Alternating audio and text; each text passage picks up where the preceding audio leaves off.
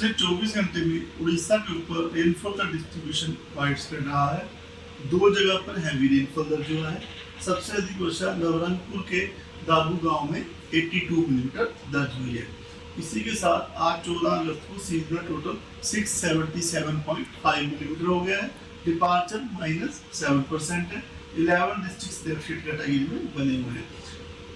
Significant weather system की बात करें तो जो low pressure area west central joining north west bay of Bengal of north Andhra Pradesh and south Orissa coast के ऊपर था, वो north west and joining areas of west central bay of Bengal and south Orissa north Andhra Pradesh coast के ऊपर बना हुआ है। सुबह 8:30 बजे की ऑब्जर्वेशन के हिसाब से उसकी जो एसोसिएटेड साइक्लोनिक सर्कुलेशन है वह 7.6 किलोमीटर ऊंचाई तक जा रही है और समुद्र सतह से ऊपर जाते हुए साउथ वेस्ट दक्षिण दिशा की तरफ हुआ टिल्ट है उसकी।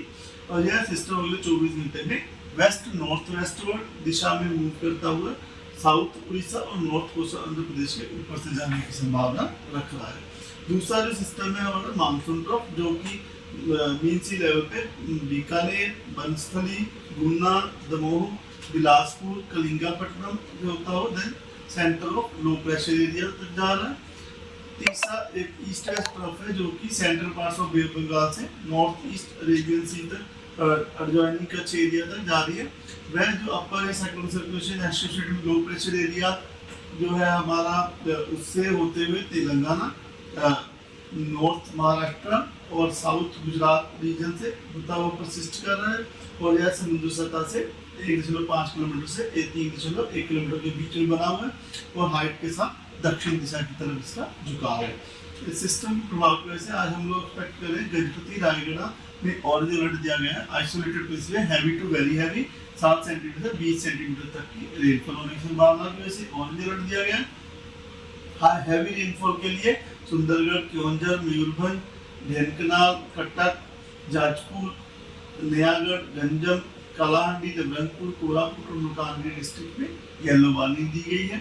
थंडरस्टॉर्म विद लाइटनिंग की बात करें तो लगभग जो वार्निंग वाले एरिया जो है हमारे कवर होते हैं। जस्टिस 30 to 40 के भी रहने की संभावना है।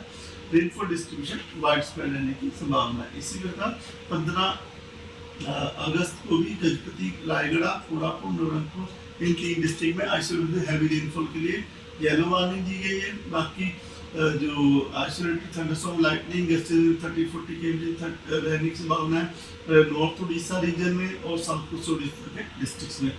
रेनफॉल डिस्ट्रीब्यूशन फेयरली वर्षा रह सकता है। 16 अगस्त को कंधमाल, कालाहांडी, नवरंगपुर, रायगढ़, गजपति, गंजम, कोरापुट, मलकानगिरी इन डिस्ट्रिक्ट में आइसोलेटेड हैवी रेनफॉल होने की संभावना से येलो वार्निंग दी गई है। नॉर्थ उड़ीसा और लगभग साउथ कोस्ट उड़ीसा में 30 to 40 भी रह सकते हैं। थंडरस्टॉर्म विद लाइटनिंग होने की संभावना है। तो 17 अगस्त को कोरापुट, नवरंगपुर, मलकानगिरी में आइसोलेटेड प्लेस में हैवी रेनफॉल के लिए येलो वार्निंग दी गई है। बाकी नॉर्थ उड़ीसा और साउथ कोस्ट उड़ीसा में थंडरस्टॉर्म लाइटनिंग के लिए येलो वार्निंग दी गई है। 18 अगस्त को भी कोस्ट उड़ीसा में थंडरस्टॉर्म लाइटनिंग के लिए येलो अलर्ट दिया गया है। 30 to 40 भी रह सकती है। कोरापुट, मलकानगिरी और नवरंगपुर डिस्ट्रिक्ट में आइसोलेटेड हैवी रेनफॉल के लिए येलो अलर्ट दिया गया है। डे 6 और डे 7 में 19 और 20 तारीख को वार्निंग मिल है, लेकिन rainfall distribution Fairlie wide spread रहने की संभावना है। फिशरमैन भाई को जो है हमारे इनको आगाह किया जाता है कि 14 और 15 आज और कल मछलियाँ पकड़ने समुद्र के अंदर ना जाए, जबकि सी कंडीशन रफ वेरी रफ होने की संभावना है, क्योंकि जो विंड स्पीड है 40 से 50 किलोमीटर प्रति घंटा, गस्टिंग टू 60 किलोमीटर प्रति घंटा along of Orissa coast, west central और north west bay of Bengal में रहने की संभावना है। धन्यवाद।